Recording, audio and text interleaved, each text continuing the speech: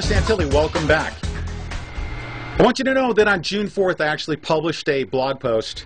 And what was funny is immediately, as soon as I put it out there on Facebook and Twitter, didn't get nearly as many hits as if I were to publish an article on, let's say, Gary Coleman raping somebody or Tiger Woods crashing his vehicle. I get hundreds of hits within seconds of making a blog post, but this particular one didn't get as many hits. Why? Because of the general stupidity of our American population that doesn't understand conspiracy theories are actually materializing and coming true. But I'm going to throw some stuff out there, and I'm going to let you decide whether or not it is a coincidence or a conspiracy. I want you to listen to me, and listen to me very, very closely. My blog post was actually titled Goldman Sachs and BP CEO knew about the British petroleum oil disaster before it happened. I made that statement, but I want you to look at it from my perspective, all right? Huffington Post on April 30th published an article from the Borowitz Report, and the report was actually titled, Goldman Sachs Reveals It Shorted the Gulf of Mexico. Goldman Sachs, the banking giant, admitted today, on April 30th, that it made a substantial financial bet against the Gulf of Mexico, one day before the sinking of an oil rig in that body of water. The new revelations came to light after government investigators turned up new emails from Goldman employee Fabrice Fabulous Fab Torre, in which he bragged to a girlfriend that the firm was taking a quote-unquote big short position on the Gulf. He goes on to say, one oil rig goes down and we're going to be rolling in the dough, Mr. Torre wrote in one email. Suck it, fishies and birdies. This is the attitude of banksters. That's why I call them banksters that are on Wall Street, right? The news about Goldman Sachs' bet against the Gulf comes on the heels of embarrassing revelations that the firm had taken a short position on Lindsay Lohan's acting career. And if you want to read about that, you find that to be more entertaining than British Petroleum, go ahead and click on that link. All right, here's the next article that I read. Found that to be very interesting. And this guy, Fab the whatever he is, I'm not going to go there. He also has a propensity to short other markets, such as the housing market, and derivatives, and implode countries and economies and families. Couldn't care less about fishies and birdies. Doesn't care less about people either. But anyways, I go on to find another article on Congressman Ron Paul's website. It says here, Goldman Sachs sold 44% of its BP stock 3 weeks before the oil rig disaster. That was published on 6/2. There was a link that actually took us right to MSN Money report that showed that Goldman Sachs actually sold their stocks.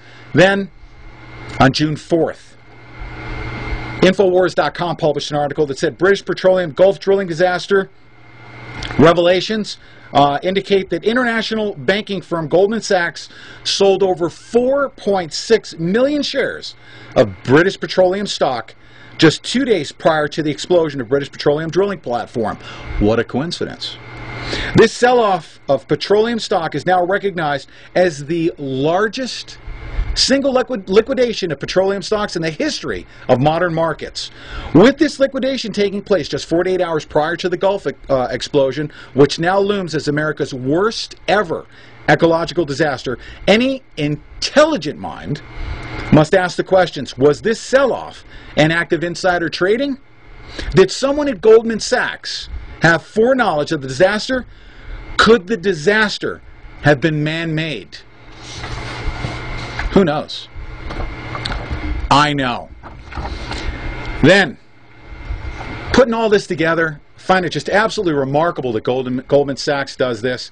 And then I see from Telegraph UK an article that says BP chief Tony Hayward sold shares weeks before the oil spill. Tony Hayward cashed in about a third of his holdings, and this article was published on June 5th. He sold about a third of his holdings. There is no suggestion that he acted improperly or had prior knowledge that the company was to face the biggest setback in its entire history. But he sold off 1/3 of his stocks prior to this event taking place. Folks, we can never prove anything except if you're Martha Stewart. and you want to make a big media event about insider trading, okay?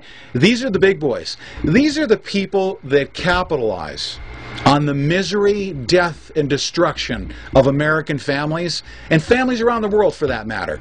If you put all this together, thanks to the internet, they hate when I do this, okay? Because it's very, very easy to piece this together and see what they're doing.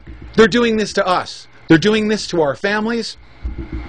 And they're telling us that these quote-unquote conspiracy theories are just some cockamamie, crackpot, fringe, alternative media story that's coming about. But guess what? It's the real world that we live in. Think about what I've presented to you. Go to petersantilli.com, pull down the links, take a look at the article. You decide for yourself. One day, we will stand up. We will rise up against these banksters, against corporate America that is running our governments. One day we will.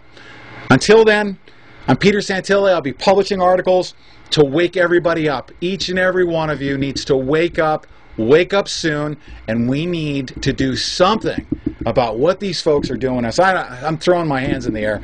I don't even know. But guess what? Don't make the greatest tragedy the fact that we all lay down to them. Okay?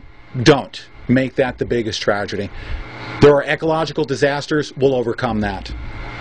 There are economic disasters. We'll overcome that. One thing we will not overcome is our stupidity and our tolerance for this. These guys are idiots. British Petroleum, pack your crap up. Get the heck out of the United States. We don't want you anymore. Goldman Sachs, unfortunately, they missed your building on 9/11. Did you create that incident as well? Did you profit from it in any way, shape, or form? You probably did.